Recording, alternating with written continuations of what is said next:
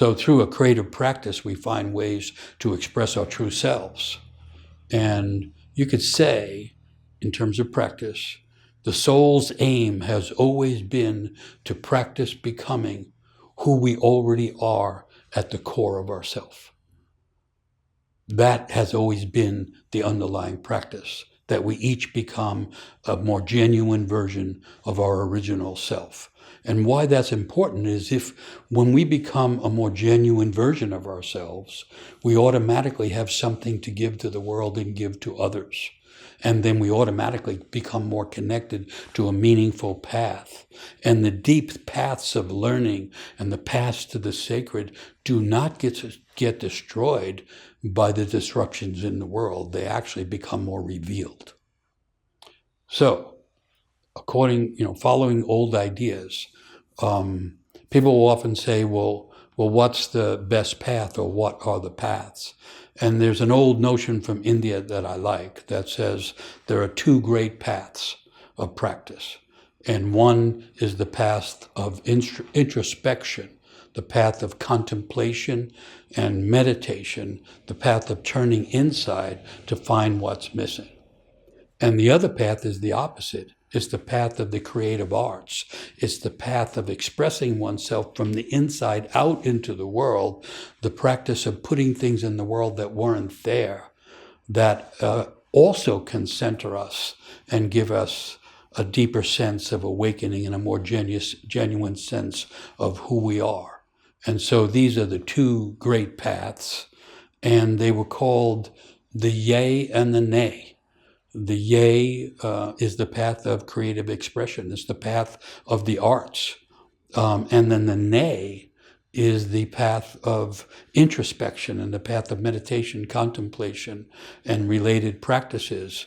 And I know for modern people in the Western world, where the practices of the Eastern world have made their way into the Western world in a timely fashion, I would say, because the Eastern world has always had the idea that what we're looking for is inside. We're not going to find it by continually shooting rocket ships out into the universe. It's not out there what we're looking for. It is, but we won't find it in that strictly limited way.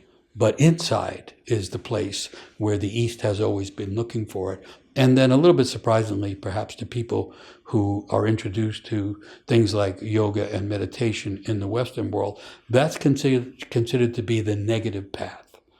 And it's negative because the practice is saying no to the distractions of the contemporary scene, no to the outside world in order to find the presence in the inside world. And so that was called the realm of the nay. Whereas the yay, the yes, the positive thing, was the expression of creative energy in the form of all the different arts. And so you have contemplation, meditation, and deep reflection as the introspective path. And then you have music, dance, painting, writing as the creative, expressive path moving out into the world.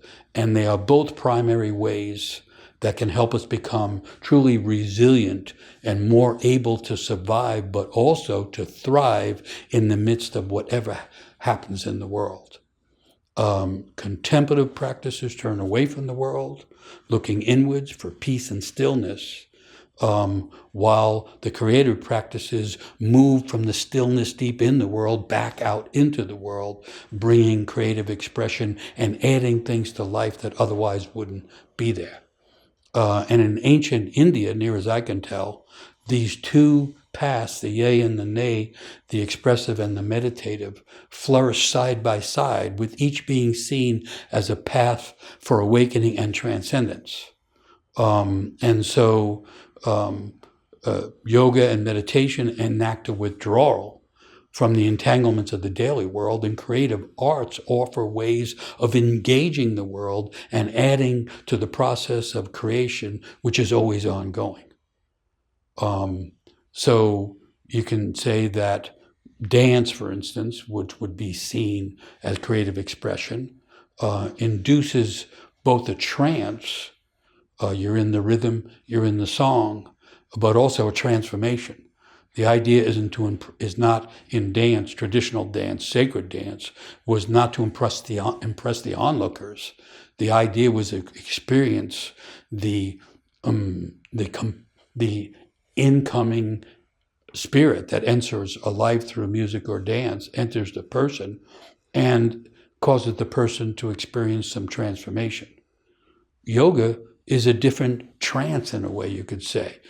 Yoga, the person entrances themselves with introversion, and with constant prayer, which could be a part of the yogic trance. So on one side, you can have dancing, and on the other side, you can have stillness.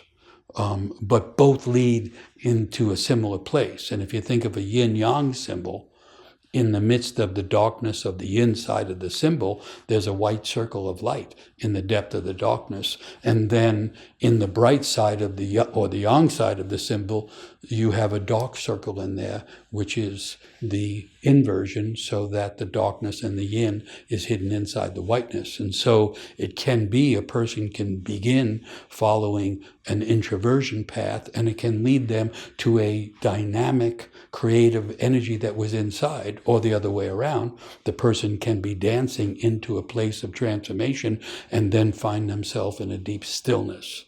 It isn't a matter always of one way or the other, although the distinctions can be valuable.